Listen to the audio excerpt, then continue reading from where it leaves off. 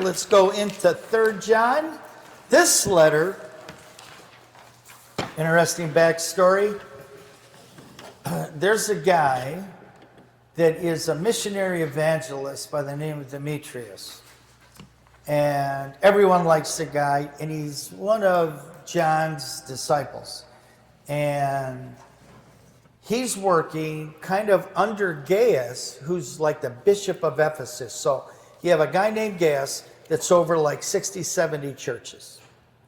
And he's got a bunch of kind of evangelists, missionaries that travel around.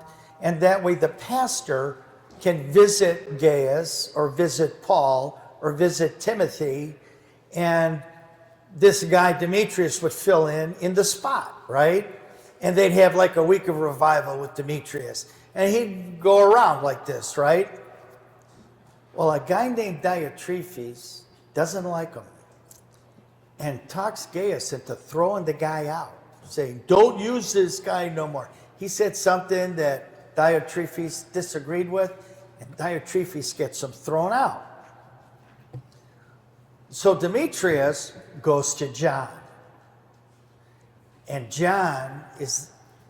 this Demetrius is like John's go-to right-hand man. John likes Demetrius. He's one of his, he was in his Bible study, you know what I mean? That's my guy now. And so he writes this letter, and as a letter of recommendation, and has him then deliver all 3 of these letters to Gaius, so Gaius can have the one copied and sent out to all the churches, get the one to Electa and to the church in her house and to her children, the personal letter to her. And then the 3rd one is to Gaius. And that's what we're going to start reading now. The elder, to the beloved Gaius, whom I love in truth.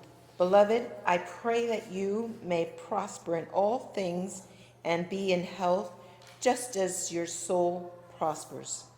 For I rejoiced greatly when brethren came and testified of the truth that is in you, just as you walk in the truth. I have no greater joy than to hear that my children walk in truth.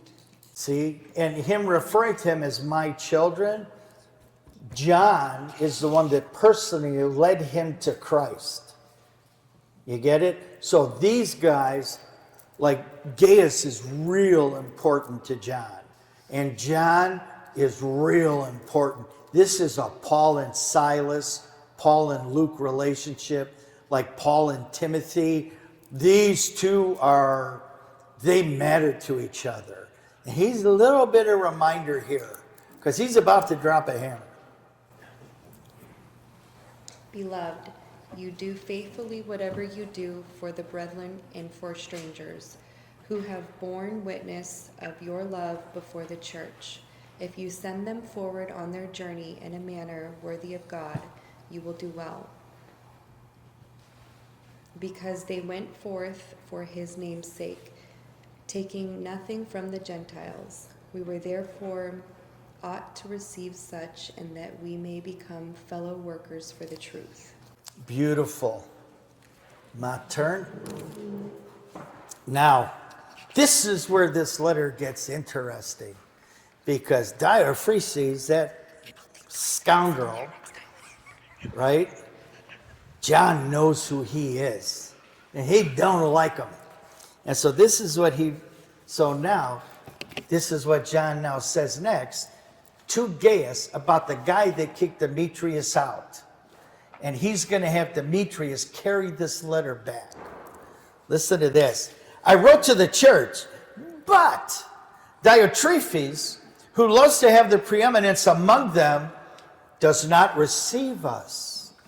Therefore, if I come, I will call to mind his deeds which he does, prating against us with malicious words. And not content with that, he himself does not receive the brethren and forbids those who wish to, putting them out of the church. Beloved, do not imitate what is evil, but what is good. He who does good is of God, but he who does evil has not seen God. Demetrius has a good testimony from all. His guy is the right guy. Demetrius, he says, has a good testimony of all, and from the truth itself. If we also bear witness, and you know that our testimony is true. I'm going to read this next passage here. I want to close this one out. I had many things to write, but I do not wish to write to you with pen and ink. But I hope, now this is an important part of this. It seems like it's just a salutation. But he's writing this letter of recommendation for Demetrius so that Gaius gets rid of Diotrephes. Now, but he can't get there yet. So he writes these letters, tells Demetrius, take these to Gaius. Diotrephes is going to say he copied that letter. John didn't really write that. It's a forgery. And so then he says this at the very end. I have many things to write, but I don't wish to write with pen and ink. But I hope to see you shortly, and we'll speak face to face. Without saying it, he's saying, just in case someone says this ain't right, I'll be there in about 2 weeks.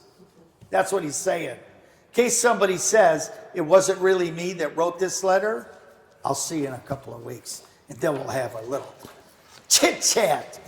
Peace be with you, our friends. Greet the friends by name. I pray that you may prosper in all things and be in health just as your soul prospers. In John 3. Isn't that cool? Just in case there's any monkey business going on, I want to tell you really what's up. I'll be there in a couple of weeks, just in case you have any further questions. And in case that egg-sucking dog says something about my letter, we'll straighten it out face to face. You can almost feel John rolling up his sleeves when he's writing that, can't you? You know what I'm saying? Interesting 3 letters there. Now,